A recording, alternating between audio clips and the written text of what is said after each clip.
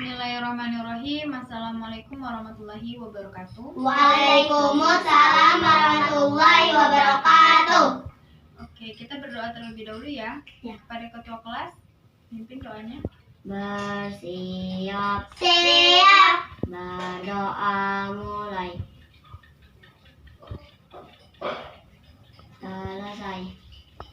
Oke, kita absen terlebih dahulu.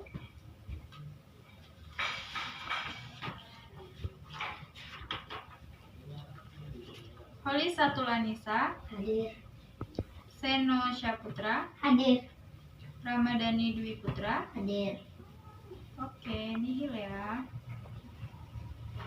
Oke.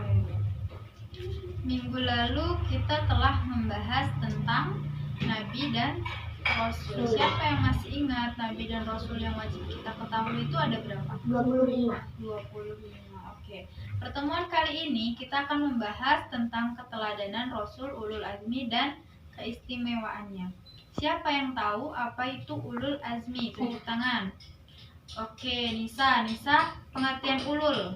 Apa itu ulul?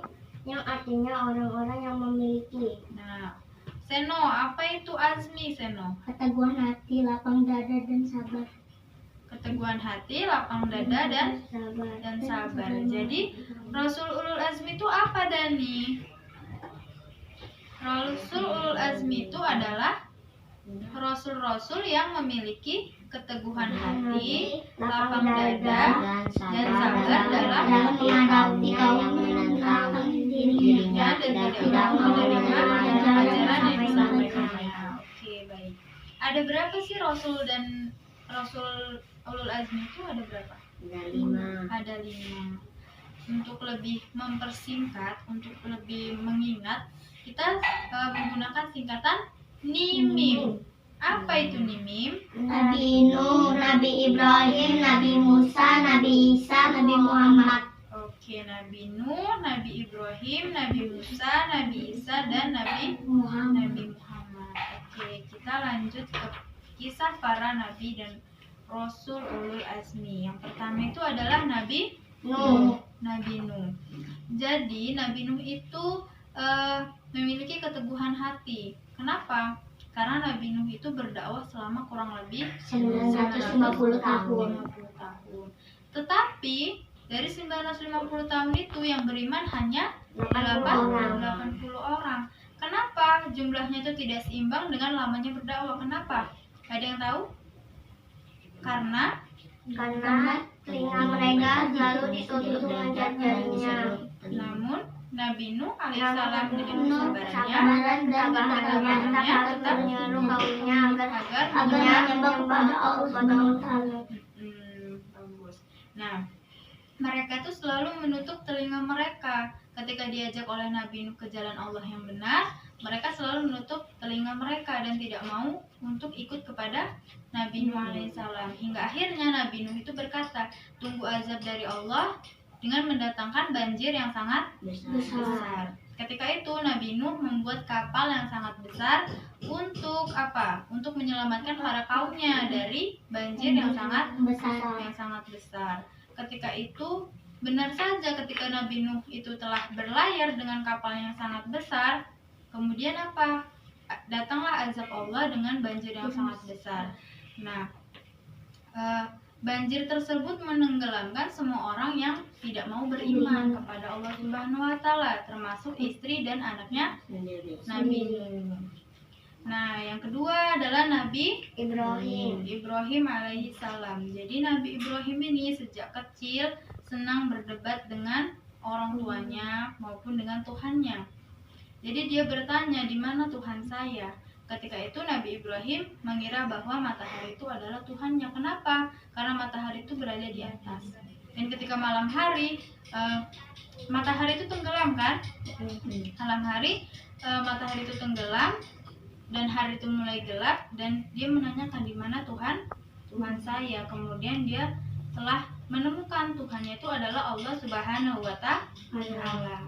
Nah, dengan keberaniannya, ketika remaja itu dia menghancurkan berhala-berhala dan patung-patung sesembahan kaumnya, hingga Raja Namrud, raja yang berkuasa pada masa Nabi Ibrahim itu marah kepada Nabi Ibrahim, dan dia menangkap Nabi Ibrahim, mengikat Nabi Ibrahim ke dalam lubang yang sangat besar yang isinya api yang menyala. Jadi Nabi Ibrahim itu diikat dan dibakar. Tapi dengan pertolongan Allah, karena Nabi Ibrahim itu adalah orang yang beriman, maka Nabi Ibrahim itu selamat dari api. Nah, kemudian apa? Kisah Nabi Ibrahim yang kedua adalah ketika Allah Subhanahu wa Ta'ala menyeru, memerintahkan kepada Nabi Ibrahim untuk menyembelih anaknya Ismail. Ada yang tahu kisah tersebut? Ada yang tahu nggak kisah tersebut? Ketika Nabi Ibrahim menyembelih Ismail. Jadi pada saat itu Allah memerintahkan kepada Nabi Ibrahim untuk menyembelih Ismail, anaknya. Nah, karena Nabi Ibrahim ini adalah orang yang beriman dan taat kepada Allah, dia menuruti perintah Allah untuk menyembelih Ismail, anaknya. Namun ketika itu Ismail itu ketika ingin disembelih berubah menjadi seekor kambing atau domba. Nah, sejak peristiwa itulah kita diserukan oleh Allah, diperintahkan oleh Allah untuk berkurban. Oke, kita lanjut ke kisah Nabi Musa alaihi salam. Jadi Nabi Musa ini harus berhadapan dengan seseorang yang berkuasa pada masa itu, yaitu siapa? Raja Fir'aun. Fir'aun ya, bukan raja. Jadi Fir'aun ini adalah seseorang yang sangat kejam, zolim, dan juga bengis. Jadi pada saat itu Fir'aun itu tidak menyukai bayi laki-laki. Jadi setiap ibu yang melahirkan anak laki-laki itu harus dibunuh oleh Fir'aun. Harus dibunuh. Jadi tidak boleh ada anak laki-laki pada saat itu. Nah, waktu itu ibunya Nabi Musa ini melahirkan Nabi Musa, seorang anak laki-laki. Jadi untuk menyelamatkan Nabi Musa, ibunya Nabi Musa ini membawa Nabi Musa ke sungai dan menghanyutkannya di sungai agar selamat dari Raja Fir'aun. Nah, ketika saat itu Nabi Musa sudah dewasa kan ya, Nabi Fir'aun ini tahu bahwasanya ada seseorang yang menentangnya, yaitu Nabi Musa. Jadi kata Allah memerintahkan Nabi Musa ini untuk menyelamatkan Bani Israel. Wahai Musa, selamatkanlah Bani Israel. Dan akhirnya Nabi Musa ini mengajak atau membawa para kaum Bani Israel ini ke kota Mesir, keluar dari kota Mesir ya. Jadi saat itu Fir'aun dan tentaranya itu mengejar Nabi Musa ini dan kaum-kaum Bani Israel ini hingga ke Laut Merah. Dengan mukjizatnya ini adalah apa? Tongkatnya bisa membelah lautan. Jadi pada saat itu Nabi Musa ini ketika telah membelah lautan, ketika Nabi Musa dan kaum Bani Israel ini sampai ke tepian, kan di belakangnya Fir'aun ini mengejar dengan tentaranya ya. Tentaranya itu pasti ratusan ya, bahkan ribuan. Nah, ketika dia udah sampai, Fir'aun ingin mengejar, tiba-tiba lautan itu kembali menjadi satu hingga tenggelamlah Fir'aun dan para tentaranya di Laut Merah itu ya. Nah, oke, kita lanjut yang keempat, yaitu Nabi Isa alaihi salam. Ketika Nabi Ibrahim itu harus berhadapan dengan Raja Namrud, Nabi Musa itu harus berhadapan dengan Fir'aun, maka Nabi Isa ini harus berhadapan kepada kaum Yahudi. Kaum Yahudi yang sangat angkuh dan sombong ini mendustakan ajaran Nabi Isa. Nah, Nabi Isa ini memiliki pengikut yang bernama Yahuza. Tetapi Yahuza ini berkhianat kepada Nabi Isa. Ia melaporkan Nabi Isa kepada kaum Yahudi. Akhirnya kaum Yahudi ini menangkap Nabi Isa dan ingin menyalibnya. Disalib. Tahu kan ya? Disalib. Nah, dengan pertolongan Allah, Yahuza ini berubah menjadi mirip dengan Nabi Isa. Jadi yang disalib itu bukan Nabi Isa, tetapi siapa? Yahuza, pengikut Nabi Isa yang telah berkhianat kepada Nabi Isa. Oke, kita lanjut ke Nabi Muhammad Shallallahu Alaihi Wasallam.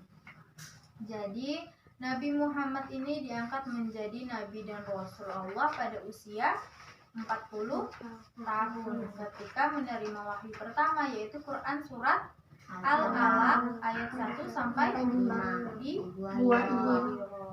Jadi pada awal dakwahnya ini hanya sedikit yang masuk Islam. Ya, hanya sedikit. Yaitu siapa?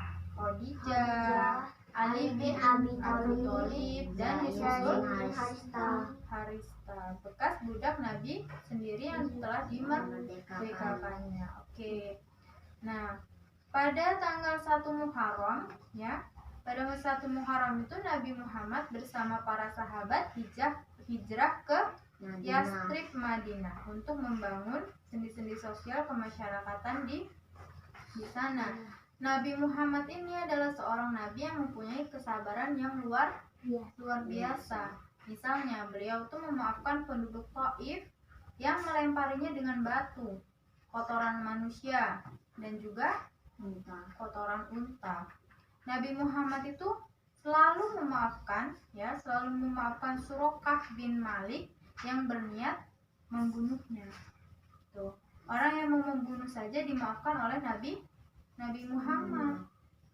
Itulah ya. Karena sifat-sifat tersebut, banyak orang yang semula memusuhinya menjadi simpati dan akhirnya beriman kepada Allah, mengikuti ajaran Nabi Muhammad, kemudian dia beriman kepada Allah.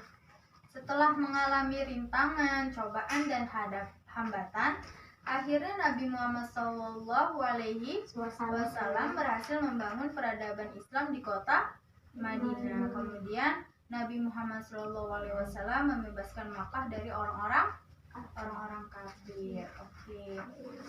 Dari kisah-kisah Nabi dan Rasul tersebut, kita ambil hikmah meneladani Rasul Ulul Azmi. Iya. Apa sifat-sifat utama yang dapat kita teladani dari para Rasul Ulul Azmi? Sabar, ikhlas, ikhtiar, tawakal, dan kegigihan. Oke, good job. Nah, hikmah beriman kepada Rasul Ulul Azmi dalam kehidupan sehari-hari. Siapa yang bisa jawab? Ayo.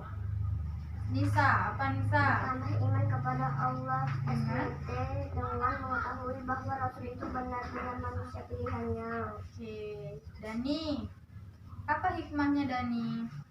Sabar dan tabah dalam melaksanakan perintah Allah SWT dan Rasulnya serta menjauhi segala larangannya. Oke, Seno, apa Seno hikmah dari beriman kepada Rasul Ulul Azmi? Yaitu bersyukur kepada Allah atas segala nikmat yang diberikannya. Kemudian yang keempat adalah ikhlas menerima segala ujian dan cobaan yang kita alami. Yang kelima adalah memperoleh teladan yang baik untuk menjalani hidup. Dan yang keenam adalah akan selamat dunia dan akhirat dengan bimbingan yang diberikan Rasul. Oke, pintar. Dan untuk tugas akhir saya akan membagikan kelompok ya. Jadi ini kelompok 1, kelompok 2, dan kelompok 3. Nanti saya akan memberikan lembar jawaban kepada kalian masing-masing kelompok dan tugasnya untuk dikumpulkan pada minggu yang akan datang. Oke. Untuk itu kita akhiri ya pertemuan kali ini dengan mengucapkan hamdalah, alhamdulillahirabbil alamin. Dan selanjutnya kita akan berdoa terlebih dahulu yang dipimpin oleh ketua kelas. Oke? Bersiap. Berdoa mulai. Selesai. Oke. warahmatullahi wabarakatuh. Waalaikumsalam